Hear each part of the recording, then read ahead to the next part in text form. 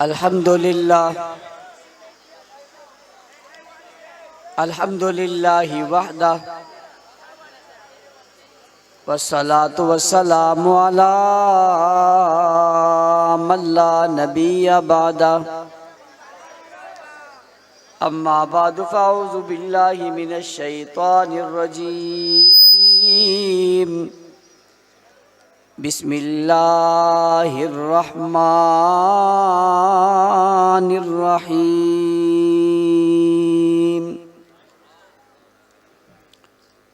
سبحان الذي أسرى بعبده ليلا من المسجد الحرام إلى المسجد الأقصى الذي باركنا حوله لنريه من آياتنا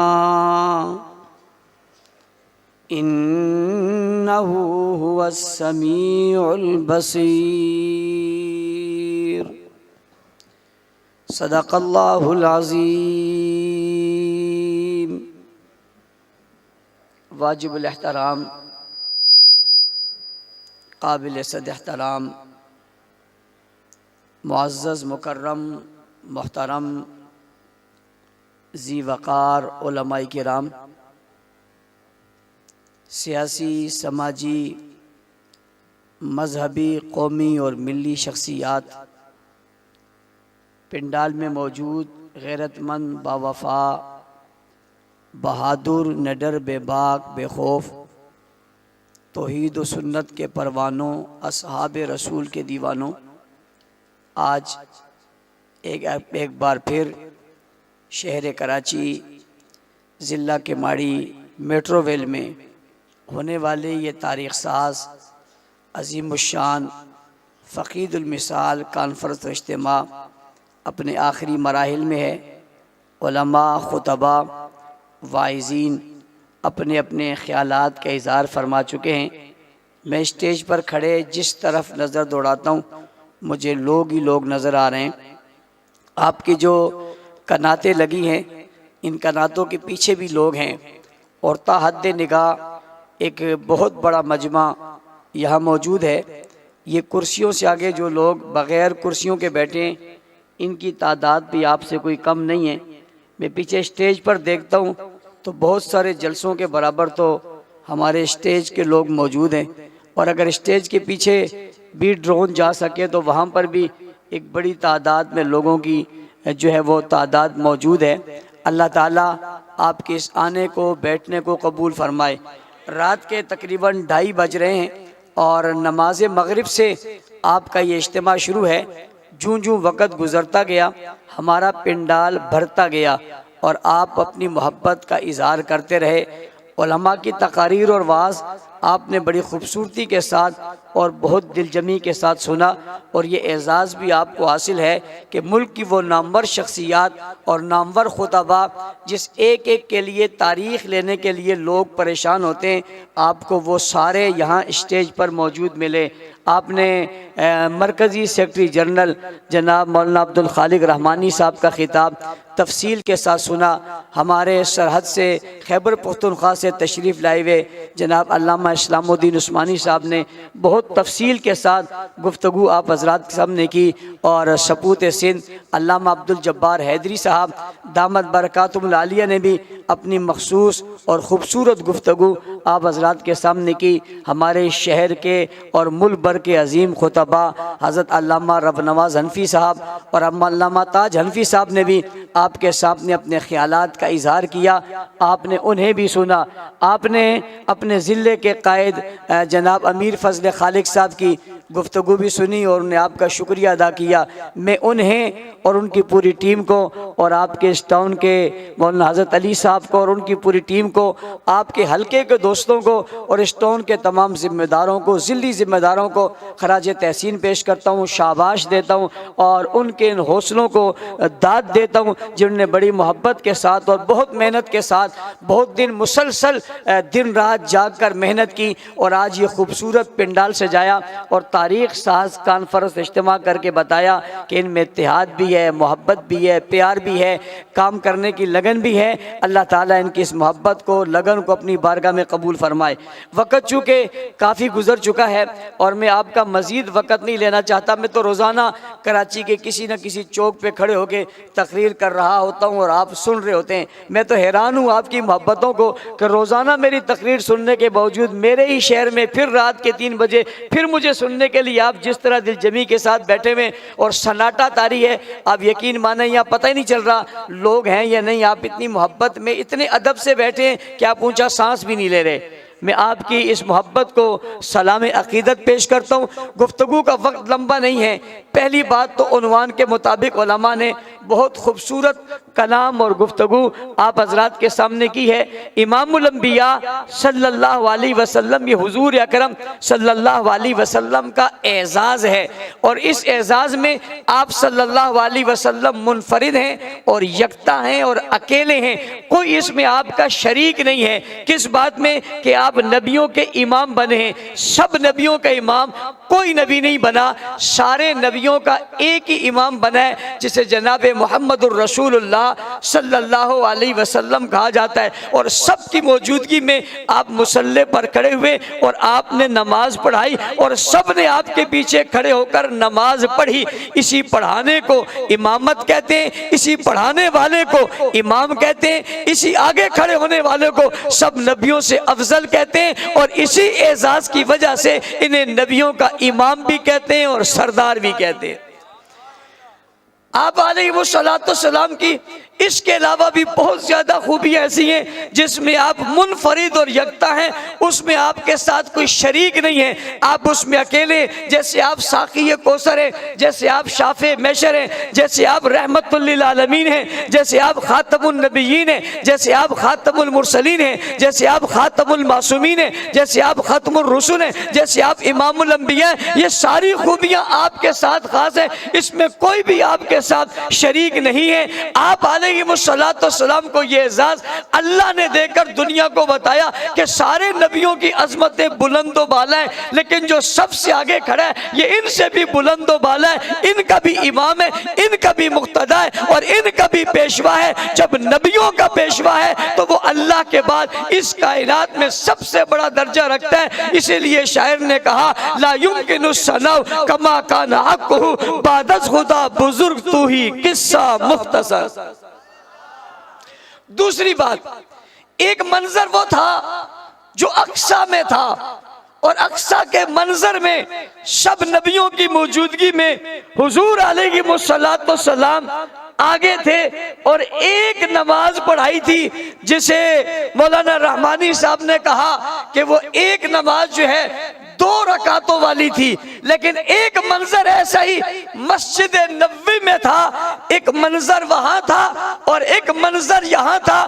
اس منظر نے بھی ایک اعزاز دیا، اس منظر نے بھی ایک اعزاز دیا، اور سمجھنا میری بات کو، وہاں بھی پیغام تھا اور یہاں بھی پیغام تھا۔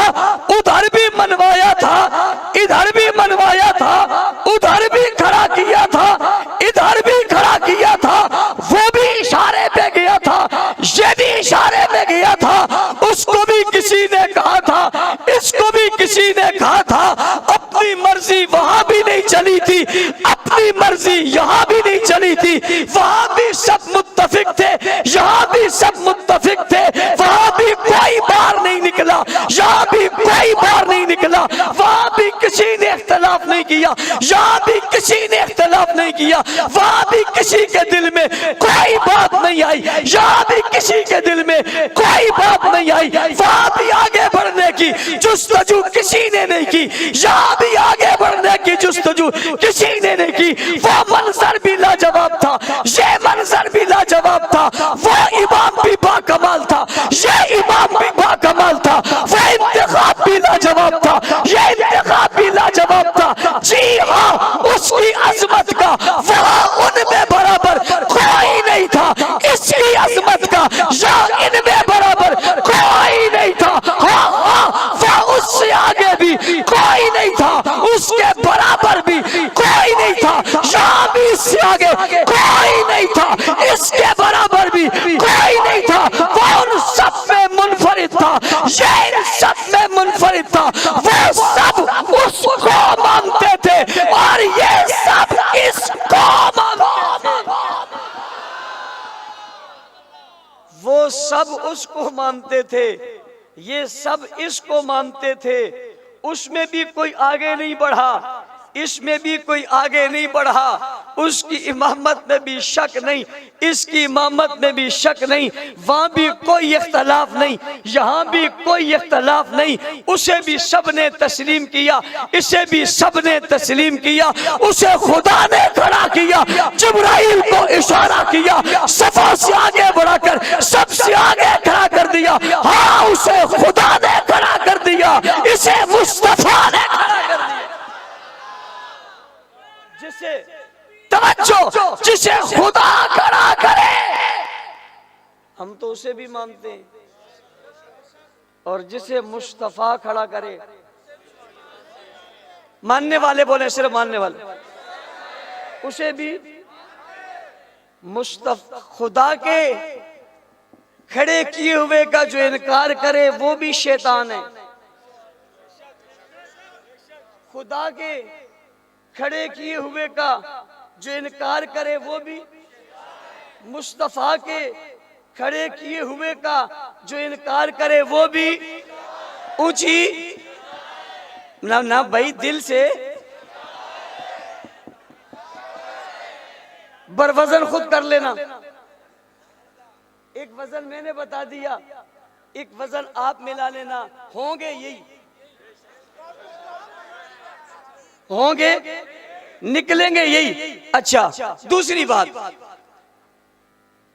اس وقت تو کسی نے انکار نہیں کیا، بعد میں کوئی کہے میں نہیں مانتا، ان میں سے نہیں دوسروں میں، اس کو اختیار ہے یہ کہنے کا؟ بھائی اس کو یہ کہنے کا کہ میں نہیں مانتا اختیار ہے؟ سوال پیدا ہوتا ہے تیرے سے پوچھا ہی کس نے؟ بھائی میں نہیں مانتا، تجھ سے پوچھا کس نے تو مانتا ہے نہیں مانتا؟ اور تیرے نہ ماننے کی ضرورت ہی کیا ہے؟ اور تو ہے کون جو کہتا ہے میں نہیں مانتا؟ تیری حیثیت کیا ہے وہ بتا، کہ میں نہیں مانتا، اس نے کہا میں نہیں مانتا، امت نے اسے کہا ہم تجھے نہیں مانتے۔ بھئی وہاں جو انکار کرے اسے بھی کوئی نہیں مانتا، یہاں جو انکار کرے اسے بھی کوئی نہیں مانتا۔ اور اگلی بات سمجھئے، بات چیزیں ایسی ہوتی ہیں جس پر کوئی اعتراض کرے تو اس کی بات سنی جاتی ہے، بعض باتیں ایسی ہوتی ہیں اور بعض لوگ ایسے ہوتے ہیں جو کوئی بات کرے تو اسے کم از کم مانے یا نہ مانے سنا تو جاتا ہے، بعض باتیں ایسی ہو جاتی ہیں اور بعض لوگ ایسے ہوتے ہیں جن کی باتیں سنی ہی نہیں جاتی۔ بھئی سنی کیوں نہیں جاتی؟ کہ یہ سننے کے قابل ہی نہیں ہے۔ اس کی مثال دیا کرتا ہوں، بسا اوقات لوگ درخواست دیتے ہیں عدالت میں کہ یہ ہماری جو گفتگو ہے سنی جائے، کیس کی سماعت شروع کی جائے، جج درخواست پڑھتا ہے اور پھینک کر کہتا ہے یہ ریجیکٹ ہے۔ یہ کیا ہے؟ میں نے کہا میں کیوں پیچھے نہ لفظ میں بھی کہہ دوں، یہ کیا ہے؟ مسترد ہے۔ یہ کیا ہے؟ بابا سنو تو صحیح، وہ کہتے ہیں یہ سننے کے قابل ہی نہیں۔ سننے کے کوئی یہ کہے کہ مصلی پہ ابو بکر کے علاوہ کسی اور کو کھڑا ہونا تھا، بھائی یہ بات سننے کے قابل ہی نہیں، یہ قابل سماعت ہی نہیں ہے، اس لیے کہ جس نے کھڑا ہونا تھا اسی کو ملا ہے اور کھڑا کسی اور نے نہیں کیا۔ یہ دیوبندیوں کا مسئلہ نہیں ہے، حنفیوں کا مسئلہ نہیں ہے، حنبلیوں کا مسئلہ نہیں ہے، شافعیوں کا مسئلہ نہیں ہے، مالکیوں کا مسئلہ نہیں ہے، بریلویوں کا مسئلہ نہیں ہے، اہل حدیثوں کا مسئلہ نہیں ہے، آج کا مسئلہ نہیں ہے، یہ حضور کی بات ہے۔ مرو ابا بکر فلیصلی بالناس، ہم نے نہیں کہا، رسول نے کہا مرو ابا بکر فلیصلی بالناس، ابو بکر سے کہو وہ نماز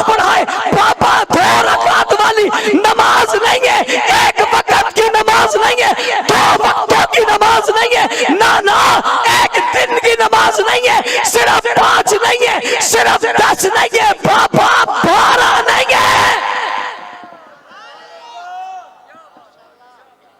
12 اونچی اونچی اونچی اور اونچی. میں نے نمازوں کا کہا ہے، اماموں کا نہیں. کوئی غلط فہمی میں نہ چلا جائے جو یوں کہہ دیا. 12 نہیں، 17 پڑھائی. 17 کتنی پڑھائی؟ حضور علیہ السلام نے اللہ کے حکم سے وہاں 2 رکعتیں پڑھائی، 1 وقت کی پڑھائی. حضور علیہ السلام کے حکم پہ ابو بکر صدیق نے حضور کی موجودگی میں کتنی پڑھائی؟ اونچی. حضور علیہ السلام کھڑے ہو گئے اور خود دیکھا. کیا کیا؟ خود دیکھا. کیا دیکھا؟ کھڑکی سے پردہ ہٹایا اور ہٹا کر دیکھا اور خوش ہو گئے. کیا ہو گئے؟ کون خوش ہوئے بھائی؟ حضور حق دینے آئے تھے، چھیننے نہیں. حقدار کو دینے آئے تھے. بابا جس کو مصلی پہ کھڑا کر کے پھر دیکھا اور خوش ہوئے، جو کھڑا تھا اسے ابو بکر کہتے ہیں، جس نے کھڑا کیا تھا اسے حضور کہتے ہیں، جو جماعت پیچھے کھڑی تھی انہیں صحابہ کہتے ہیں، جس مقام پر تھی اسے مسجد نبوی کہتے ہیں، جس جگہ پہ کھڑے تھے اسے مصلی رسول کہتے ہیں، اور اب جو نہ مانے اسے فضول کہتے ہیں. کیا کہتے ہیں؟ یہ سننے کے قابل ہی نہیں ہے بات. یہ قابل بحث ہی نہیں ہے، اس پہ بحث ہو سکتی نہیں ہے. یہ مسترد ہے بات، اس لیے کہ اس زمانے کی بات ہی نہیں ہے. اور بعد میں آنے والا جو باتیں کرے ان کی مانی جا سکتی ہے. اچھا کہتے ہیں، میں نے کہا تم کیوں نہیں مانتے؟ کام علی والے ہیں. کس والے ہیں؟ میں نے کہا وہاں علی والے اور اللہ والے دونوں کھڑے. علی والے نہیں کھڑے، بابا خود علی کھڑے. ہاں ہاں علی کھڑے، جی ہاں علی کھڑے. 17 کی 17 نمازوں میں علی کھڑے، فجر میں، ظہر میں، عصر میں، مغرب میں، عشاء میں علی کھڑے. ہاں ہاں جمعہ آیا، جمعے میں خطبہ ہوا، علی کھڑے. کون کھڑے ہیں بھائی؟ کون کھڑے؟ کون کھڑے؟ کس کے پیچھے کھڑے؟ بات ابو بکر کی نہیں ہے، بات علی کے امام کی ہے. علی کے امام کی بات ہے، علی کے امام کی بات ہے. علی کے امام آگے کھڑے، علی پیچھے کھڑے. 1-2 نمازوں میں نہیں، حضور کی موجودگی میں 17 نمازوں میں، اور حضور کے بعد 2 سالوں میں. کتنے سالوں میں؟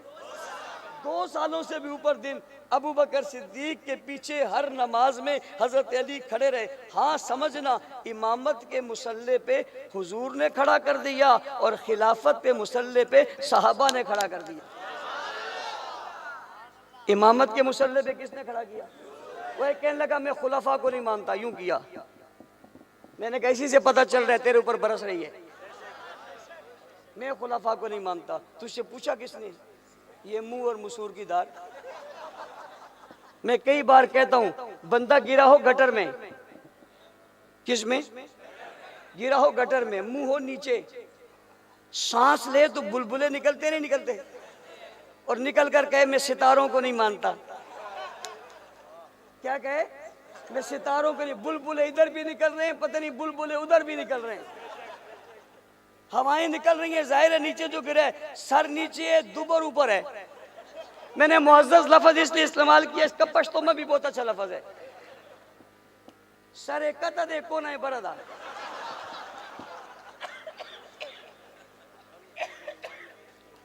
اس کو پوچھ لے گا.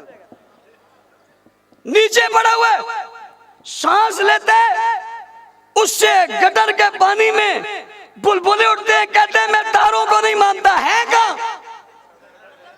دیکھ کر بابا تو پڑا ہوا نیچے، اوپر کو اٹھ، ادھر دیکھ، صاف پانی سے نہ اسل کر، کلی کر، جسم پر رب المل بارہ، اوپر دیکھ، ستارے یا نہیں ہیں، ستارے تو وہاں.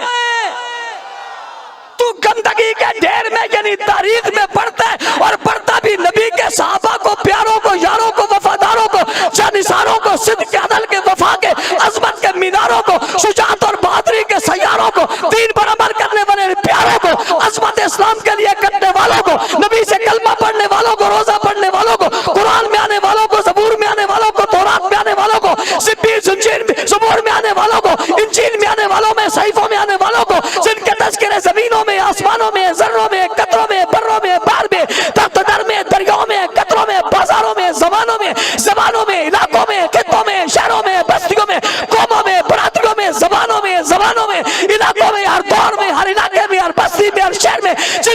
درگاہوں سے آوازیں گونجتی ہیں جن کی عظمت کی بات دنیا کے الفرد عقل مند انسان نے کی تھی، کرتے ہیں، کرتے رہیں گے، جن کے تذکرے قیامت تک جاری رہیں گے، جو نبی کے یار بھی ہیں، وفادار بھی ہیں، جانشار بھی ہیں، سپاہی بھی ہیں، نمازی بھی ہیں، ساتھی بھی ہیں، رفیق بھی ہیں، مجاہد بھی ہیں، ساتھ چلنے والے بھی ہیں، دیکھنے والے بھی ہیں، بات کرنے والے بھی ہیں، غور کرنے والے بھی ہیں، محبت کرنے والے، عقیدت کرنے والے، پیار سے دیکھنے والے، ظلم کے ساتھ رہنے والے، سائے کی طرح رہنے والے، جسم کے ساتھ بننے والے، بدر میں جانے والے، عہد میں جانے والے، خیبر میں، تبوک میں، حنین میں، خیبر میں گھومنے والے، تلواریں اٹھانے والے، ذرے پہننے والے، تیر چلانے والے، تلواریں چلانے والے، گھوڑوں پہ بیٹھنے والے، زمین کو روکنے والے، کیسر اور کسرا کو فتح کرنے، روم اور فارس پر غالب آنے والے، دنیا عرب میں چھا جانے والے، دنیا عجم پہ چھا جانے والے، قطار کابل پشاور سکر اور روڑی کلات اور پنجول تک چھا جانے والے، ساری دنیا میں دین کو پہنچانے والے، تو انہیں تلاش کیا کرتا ہے؟ وہ تیری تلاش میں آ ہی نہیں سکتے، وہ ان کی تلاش میں آتے جن کی نگاہیں بلند ہوتی ہے، سر بلند ہوتا ہے، جسم پاک ہوتا ہے، وجود پاک ہوتا ہے، حسب میں، نسب میں، شرافت میں، صداقت میں، دیانت میں جو اعلیٰ ہوتے ہیں، جن کے اندر دین کی عبادت ہوتی ہے، جن کے اندر کلمہ نماز روزے کی اہمیت ہوتی ہے، جن کا دل صاف ہوتا ہے، دین صاف ہوتا ہے، دماغ صاف ہوتا ہے، وجود صاف ہوتا ہے، قلب صاف ہوتا ہے، جن کی حسب اور نسب میں شک کوئی نہیں ہوتا، وہ ان کو سمجھ میں آتے ہیں، گندوں کو، خلیصوں کو، بےایمانوں کو، بدترینوں کو، مرتدوں کو نہ کل سمجھ آئے تھے، نہ آج سمجھ آتے، یہ سمجھ بھی انہیں آتے ہیں جن کی سمجھ بھی پاکیزہ ہوتی ہے۔ توجہ، وقت کم ہے، میں نے اپنی گھڑی میں اپنے وقت کے اختتام کو رکھ لیا، توجہ، وقت کم ہے، میں بھی خود بلواؤں گا، آپ بولیں گے، توجہ کرنا، بات سمجھ آ رہی ہے نہیں آ رہی؟ حکمرانوں، ملک کے لوگوں، گستاخی ہو رہی ہے، توہین ہو رہی ہے، کوئی آدمی گدی پہ بیٹھا ہے، کوئی آدمی اپنی خانقاہ میں بیٹھا ہے، کسی آدمی کے 4 مرید بن گئے، کسی کے 4 مشتنڈے آ گئے، وہ سمجھتا ہے میرا یا ہولڈ ہے، میں کچھ نہیں کر سکتا، میرا کوئی کچھ نہیں کر سکتا، وہ جب چاہتا ہے بھونکتا ہے، زبان کھولتا ہے، صحابہ کی توہین کرتا ہے، ان پر تنقید کرتا ہے، شرم نہیں آئی، حیا نہیں آیا، تو کس کی توہین کر رہا ہے؟ حضرت معاویہ کی، تجھے نہیں پتا معاویہ کون ہے جس کے لیے حضور نے دعا دی ہے اللہم اجعلہ ہادیا مہدیا واہدی بھی؟ تجھے نہیں پتا معاویہ کون ہے جس نے حضور کے ہاتھ میں ہاتھ دے کر بیعت کی ہے؟ تجھے نہیں پتا معاویہ کون ہے جس نے حضور کا قرآن لکھا ہے؟ تجھے نہیں پتا معاویہ کون ہے جس نے حضور کے لیے خط لکھے؟ تجھے نہیں پتا معاویہ کون ہے جس نے حضور کو وضو کروایا؟ تجھے نہیں پتا معاویہ کون ہے جو حضور کے ساتھ سواری پہ بیٹھا ہے؟ تجھے نہیں پتا معاویہ کون ہے